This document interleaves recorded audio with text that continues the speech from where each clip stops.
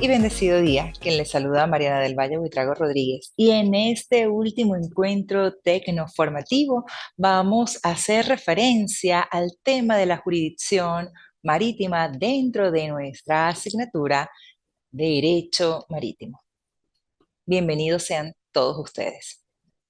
Y a razón de esto, en este bloque temático número 5 vamos a hacer referencia a las nociones generales del procedimiento marítimo, incluyendo los principios generales que rigen el procedimiento marítimo en Venezuela y por supuesto vamos a hacer algunas reflexiones de la jurisdicción marítima en el Ecuador. Bienvenidos sean todos ustedes a este bloque temático número 5 con el que vamos a cerrar nuestra asignatura.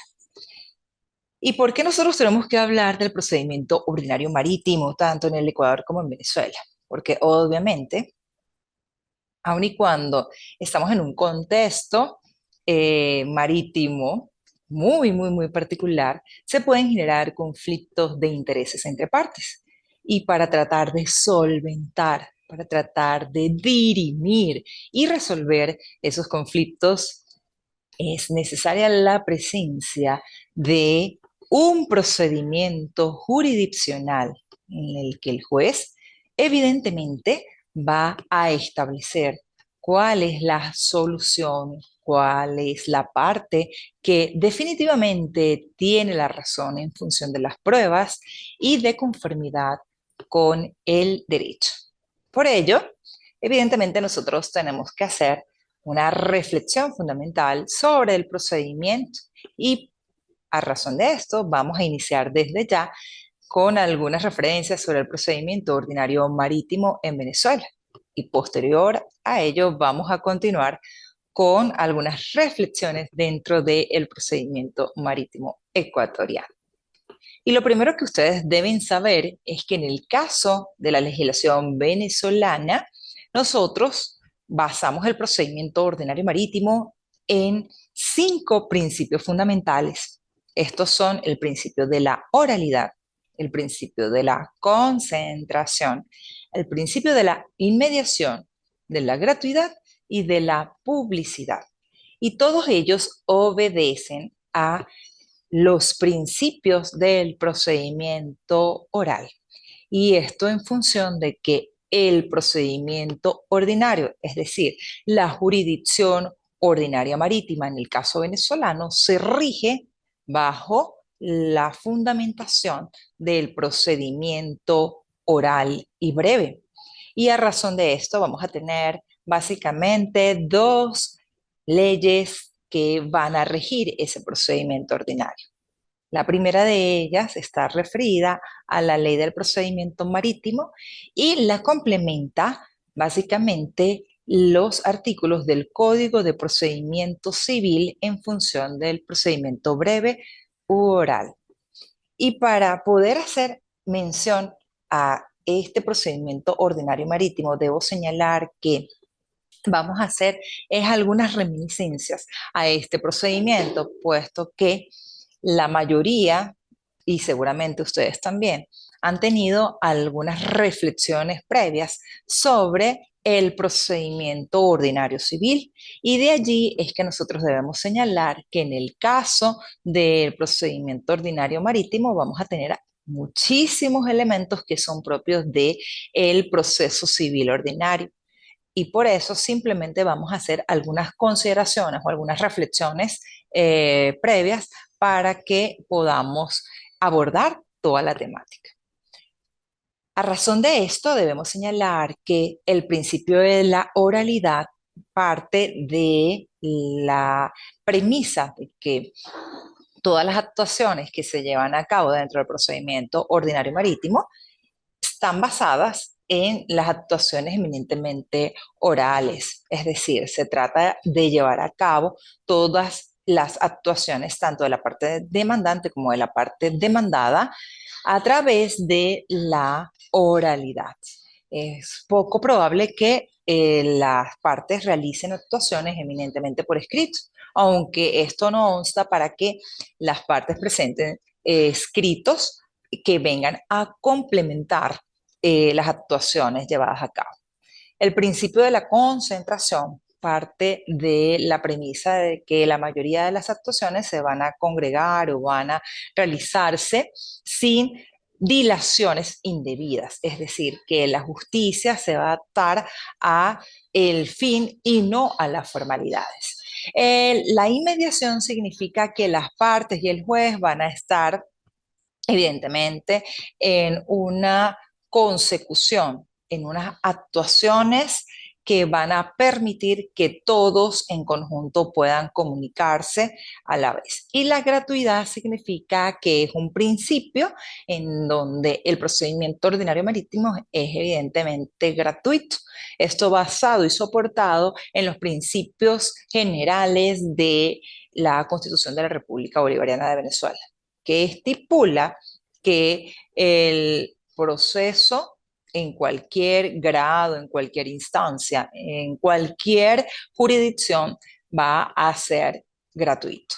Y por si fuera poco, el principio de la publicidad, que es el que establece que todas las actuaciones van a ser públicas, es decir, que nada va a estar basado en alguna actuación que no se dé a conocer. Entonces, en principio, tenemos básicamente la oralidad, la concentración, la inmediación, la gratuidad y la publicidad como principios ordinarios del procedimiento marítimo en Venezuela. A razón de haber considerado los principios del procedimiento, vamos ahora a hacer referencia a algunas consideraciones sobre el procedimiento ordinario marítimo en el caso de la legislación venezolana. Y debemos señalar que existen obviamente dos leyes que van a regular todo el procedimiento marítimo. Estas leyes son, en primer momento, la Ley de Procedimiento Marítimo, que establece cuál es ese procedimiento ordinario en juicio oral que se va a llevar a cabo cuando existen conflictos de intereses entre partes y donde el juez tiene que dirimir, tiene que resolver, tiene que fallar, tiene que decidir para poder determinar quién tiene la razón. Pero además de esto, estas disposiciones de la Ley de Procedimiento Marítimo van a estar complementadas con las disposiciones del libro cuarto en el título 11º del Código de Procedimientos Civil. Y allí vamos a observar que este título hace referencia básicamente al procedimiento oral y que obviamente si fusionamos tanto la ley de procedimiento marítimo como las consideraciones establecidas dentro de este libro cuarto del capítulo 11º del Código de Procedimiento Civil, vamos a conseguir todo un andamiaje o todo un procedimiento o vía judicial eminentemente rápida, expedita, oral, sin dilaciones indebidas y que efectivamente viene la consecución de la justicia en estos conflictos de intereses que se puedan presentar en la jurisdicción marítima. Y siguiendo, obviamente, el procedimiento ordinario marítimo en Venezuela, tenemos que señalar que el mismo está constituido fundamentalmente por una serie de actuaciones consecuenciales y consecutivas. Y estos actos obviamente van a obedecer a los principios fundamentales de todo procedimiento ordinario en Venezuela. Y recordemos que en el caso de Venezuela, todo procedimiento judicial inicia con la demanda. Esta interposición de la demanda tiene que tener cada uno o tiene que llevar cada una de las exigencias dispuestas en el artículo 340 del Código de Procedimiento Civil. Allí se identifican las partes, el domicilio, el derecho, los hechos, el petitorio, se identifica el tribunal, la cuantía de la demanda, entre otras cosas. Y en esta interposición de la demanda es importante que ustedes sepan que en el caso de Venezuela, el demandante puede acompañar el escrito de demanda con toda prueba documental y allí debe establecer el nombre, el apellido, el domicilio de estas personas que van a servir como testigos o van a dar su testimonial para poder rendir esa testimonial en el debate oral o en la audiencia oral. Y es importante en este momento señalar que el demandante en ese mismo escrito puede solicitar ante el juez posiciones juradas y estas se deben este, absolver en la audiencia oral, siempre y cuando se reúnan todos estos elementos que hemos señalado: nombre, apellido, domicilio de los testigos para que ellos puedan ser citados. De la misma manera, en esta demanda, el demandante puede incluir cuáles como, como adjunto medidas cautelares. Y en este caso, siempre que pruebe su buen derecho y ese temor de mora por parte del demandado, el juez de el caso, pues obviamente podrá decidir esta interlocutoria decretando esa medida cautelar.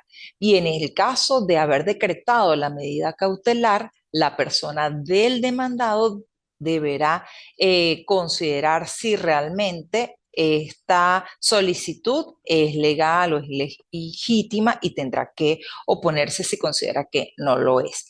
Pero el demandante también tendrá una carga procesal y la carga procesal es que debe, posterior a la interposición de las medidas cautelares, demostrando el buen derecho y también la posibilidad de mora por parte del demandado, presentar la demanda dentro de los 10 días siguientes a que el juez ha decretado esa incidencia de las medidas cautelares.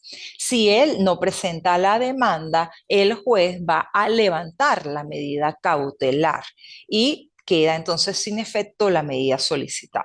¿Ok?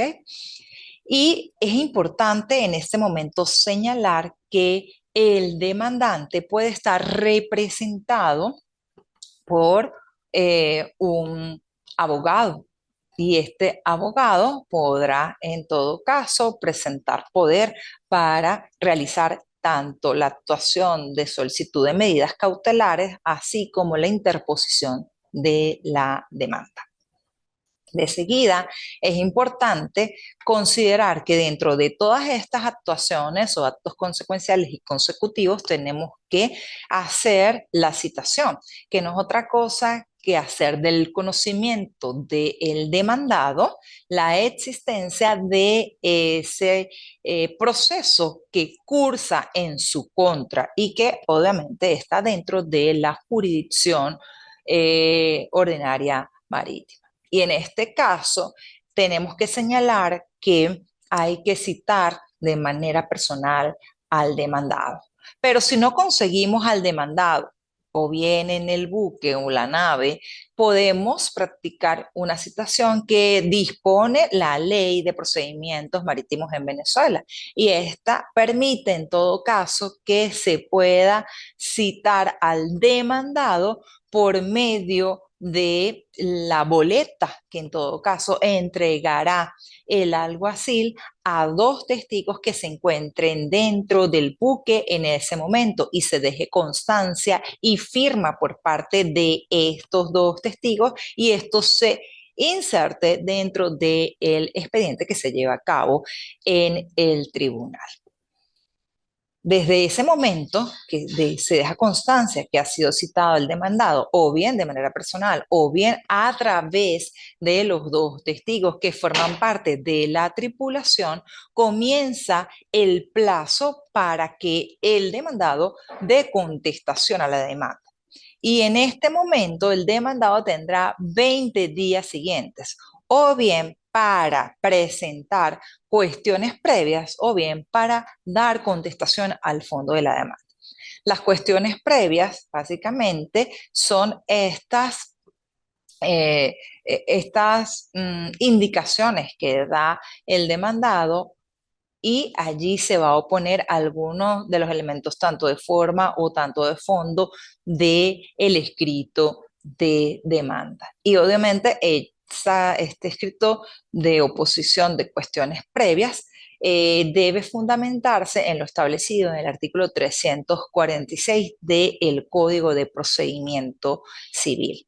Si el demandado decide proponer cuestiones previas, por ejemplo, el demandante no indicó, el tribunal no indicó la cuantía, no estableció el derecho, no estableció el petitorio, pues el demandante tendrá que subsanar los defectos de ese escrito y el juez decidirá dentro de esos 20 días si se ha dado efectivamente la resolución a través de una interlocutoria.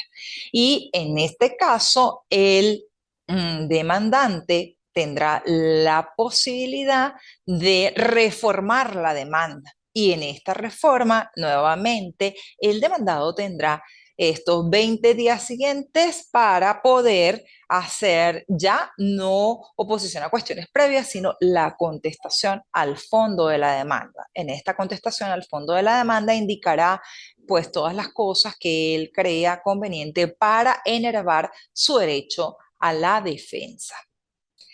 Importante eh, que se deje claro que durante este periodo las partes pueden solicitarle a el juez, en primer momento, la prueba del acceso a la información. Y esto ocurre luego que ya ha habido la contestación de la demanda. Entonces, tanto demandante como demandado podrán solicitar la prueba del acceso a la información. Y esta prueba de acceso a la información es básicamente la que permite solicitar la exhibición de documentos, grabaciones, registros que estén en control de la contraparte. Es decir, si el demandado cree que para poder ejercer su derecho de defensa la parte demandante tiene que presentar una grabación que tiene en su poder, pues obviamente hará mención en la contestación, luego de la contestación dentro de los 5 días siguientes para que obviamente el demandante pues presente en el tribunal la grabación de la cual hace referencia. Pero también pudiese la parte demandante pedir que el juez haga una inspección en un buque del demandado o en el muelle donde se encuentra el buque del demandado, o en un dique, en un almacén, en una construcción. Entonces lo hará en ese periodo para que el juez pueda abrir una incidencia de 20 días y solicitarle a la parte o bien la exhibición del documento o la inspección del buque, del bueye, del dique, del almacén, de la construcción, en fin, poder realizar esa inspección ocular de las naves. Por eso es que el juez va a intimar a las partes a que presenten las pruebas, pero las partes obviamente podrán decir, mire, la exhibición de la grabación es ilegal o es ilegítima porque se obtuvo no con el consentimiento y a razón de esto es una prueba que obviamente es una prueba ilegal. Entonces, a razón de ello, se pueden oponer porque es una prueba de carácter impertinente. Y por todo esto, el juez puede resolver dentro del tercer día de despacho si existe la impertinencia o no que la contraparte ha dispuesto de aquella parte que está solicitando el acceso a información como un mecanismo de prueba.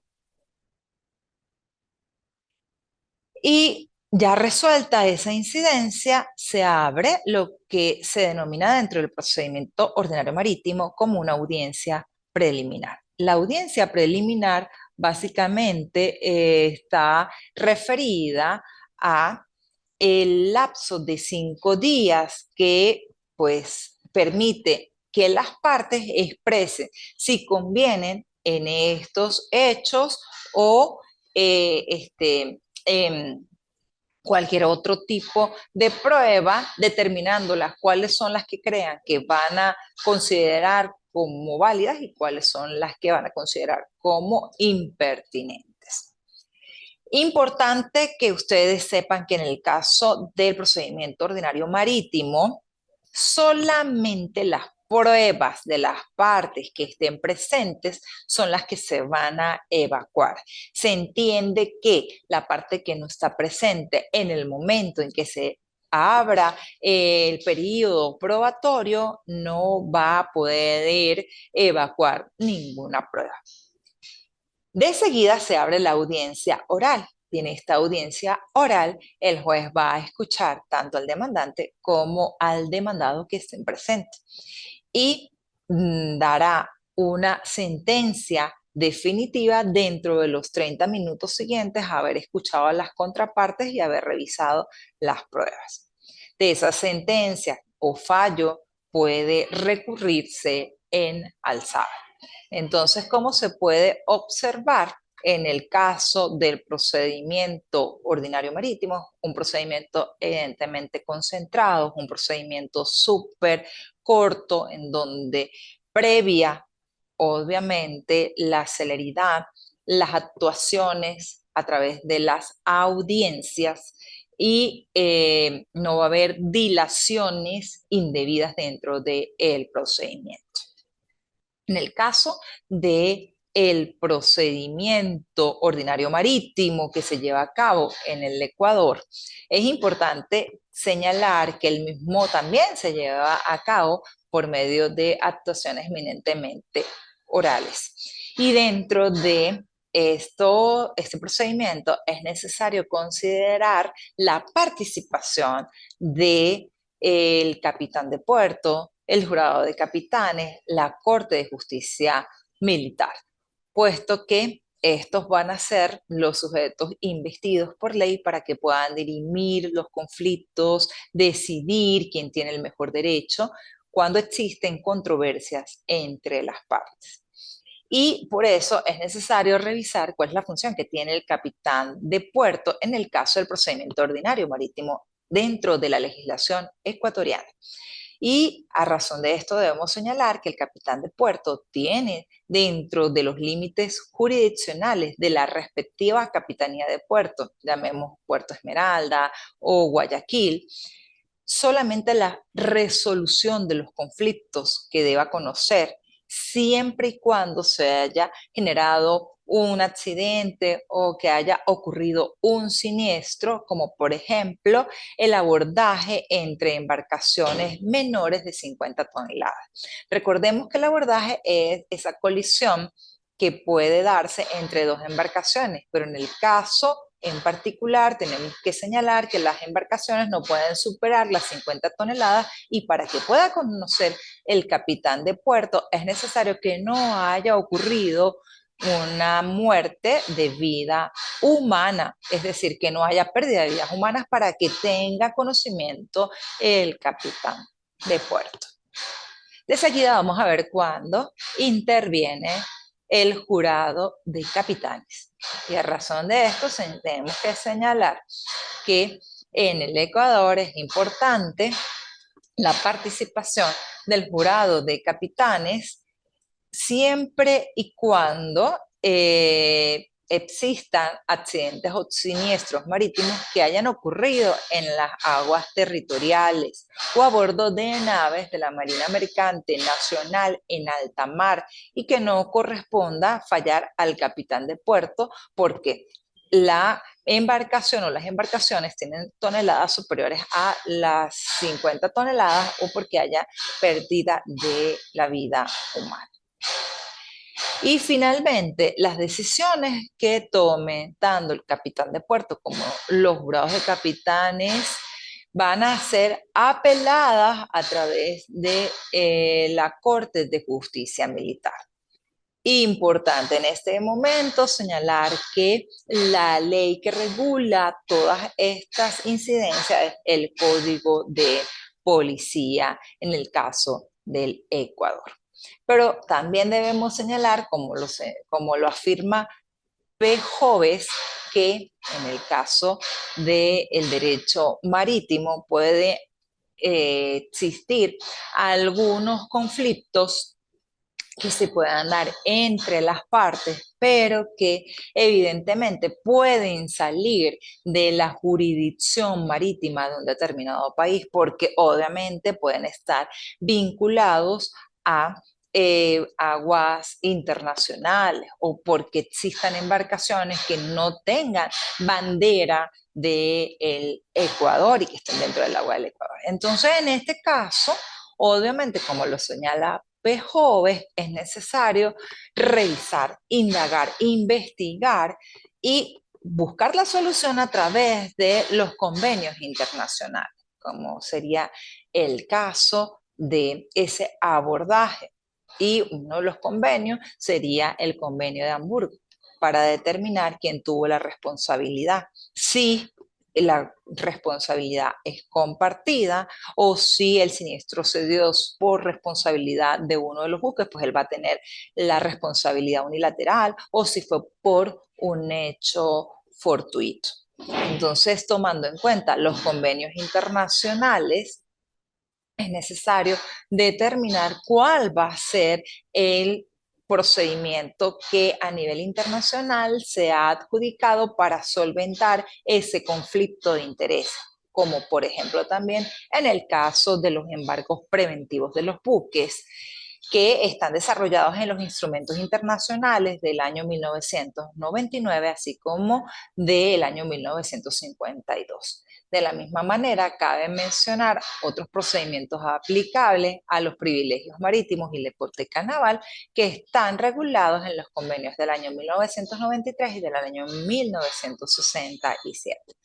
Por ello, debemos reflexionar que dentro del derecho marítimo no solamente tiene incidencia la legislación ordinaria de cada país, sino debemos recordar la existencia de los tratados internacionales que hayan sido firmados por ese país y que estén avalados, revisados, que estén suscritos por la Organización Marítima Internacional y que vayan, en todo caso, a buscar la prevención de accidentes, la resolución de conflictos, la protección del medio acuático y sobre todo de la vida del ser humano. A razón de esto, pues hemos visto de manera somera algunas consideraciones sobre el procedimiento ordinario marítimo en el caso de Venezuela y también hemos hecho algunas consideraciones sobre el procedimiento ordinario marítimo en el Ecuador. Como observarán, aquí hay unas lecturas que ustedes pueden consultar para que puedan establecer y dar respuesta a esta unidad temática número 5 que hace referencia al procedimiento marítimo y que básicamente está fundamentada en una exposición que usted de manera individual debe presentar y en la que debe señalar básicamente cuáles son esos principios que dentro del proceso ordinario marítimo en la legislación ecuatoriana rigen para solventar los conflictos de intereses dentro del procedimiento marítimo en el Ecuador. Entonces recuerden que tienen que hacer una exposición que como mínimo tendrá una duración de 5 minutos y como máximo tendrá una duración de 10 minutos, en donde ustedes van a reflexionar sobre esos principios fundamentales que rigen el procedimiento ordinario marítimo dentro de la legislación ecuatoriana. Y finalmente debemos hacer esta retroalimentación de nuestra asignatura y debemos evidenciar que hemos hecho un recorrido por medio de distintas unidades temáticas en las cuales hemos reflexionado sobre una introducción al derecho marítimo. Ahí hicimos algunas referencias a lo que es el derecho marítimo. También consideramos la importancia del derecho marítimo, algunos tips históricos. Vimos cuáles eran las autoridades marítimas tanto para el derecho ecuatoriano como para la realidad venezolana. Estudiamos las características propias del derecho marítimo y que tienen incidencia tanto para el Ecuador como para el caso de el derecho venezolano.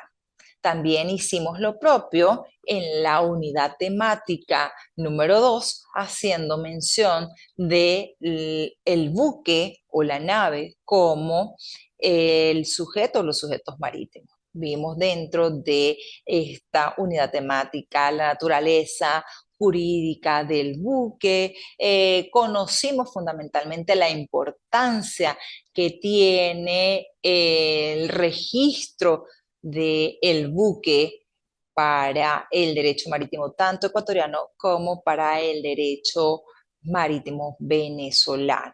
De la misma forma, hicimos algunas reflexiones sobre el registro de naves y hablamos también de estos procedimientos o medidas cautelares que se pueden generar o establecer dentro de estas naves por la naturaleza jurídica que poseen, básicamente de la hipoteca. Y también hicimos la reflexión sobre las medidas cautelares, como eh, la posibilidad de que nosotros podamos solicitar para el buque la prohibición de zarpe, entre otras. Y vimos de manera general los sujetos marítimos que intervienen dentro del derecho tanto ecuatoriano como del derecho venezolano, haciendo mención del propietario, del armador, del capitán, de la tripulación. Y vimos también de algunos servicios que tanto en el Ecuador como en el derecho venezolano existen, como el servicio de lanchaje, el servicio de pilotaje, entre otros. De seguida, nosotros hicimos referencia a los contratos de utilización de buque y los riesgos marítimos. Y dentro de estos contratos de utilización de buque, mencionamos el contrato de transporte de personas, el contrato de transporte de mercancía, también. Y dentro de ese contrato de mercancía mencionamos la importancia que tenía la carta de conocimiento de embarque, en la cual hicimos la reflexión de este tipo de comunicación para poder detectar que la persona que posee esa carta pues tiene la posesión de los bienes que allí se encuentran dentro de esta nave. Y dentro de los riesgos marítimos hicimos algunas referencias de los riesgos más comunes, tanto para la legislación venezolana como para la realidad ecuatoriana. El pillaje, el robo, la avería, el abordaje, entre otros riesgos marítimos. Y para poder solventar esos riesgos marítimos, la semana pasada nosotros hicimos algunas referencias de los contratos de seguros marítimos. Y ustedes allí pudieron evidenciar básicamente la importancia del contrato de seguro marítimo, comenzando con esas consideraciones de lo que era el contrato de seguros, haciendo esa mención de las partes del contrato de seguros y eh, estableciendo estas generalidades o pasando estas generalidades al contrato de seguro marítimo, identificando los tipos de contratos de seguros marítimos existentes tanto en la legislación venezolana como en la legislación ecuatoriana. Y finalmente, el día de hoy hicimos la mención de las generalidades del procedimiento ordinario marítimo en Venezuela y algunas reflexiones del procedimiento marítimo en el Ecuador. Aquí tengo en el chat una intervención de nuestro amigo Luis Acebo. No se preocupe, Luis, estamos todavía en tiempo hábil. Estábamos señalando finalmente nuestra retroalimentación de la asignatura. Fíjese que hoy hicimos un desarrollo del procedimiento ordinario marítimo y en esta unidad pudimos observar algunas consideraciones básicas del procedimiento marítimo tanto en Venezuela como en el Ecuador. Y le invito a que usted revise el video instruccional de esta unidad temática para que pueda realizar básicamente esa exposición como última evaluación sumativa que tenemos dentro de nuestra asignatura, en la cual usted va a poder plasmar a través de un tiempo prudencial de 5 minutos como mínimo y 10 minutos como máximo, cuáles son las características o los principios fundamentales que rigen a el derecho marítimo, particularmente en el procedimiento ordinario marítimo ecuatoriano. Haciendo pues la mención bien de los sujetos que intervienen o de los principios que rigen el procedimiento ordinario marítimo. ¿Alguna pregunta, Luis? ¿Alguna duda? Le agradezco muchísimo por haberse incorporado a nuestro encuentro tecnoformativo. Les recuerdo que todavía tienen tiempo para que puedan realizar las actividades de cada uno de estas unidades temáticas que hemos venido desarrollando a lo largo de esta asignatura de Derecho Marítimo.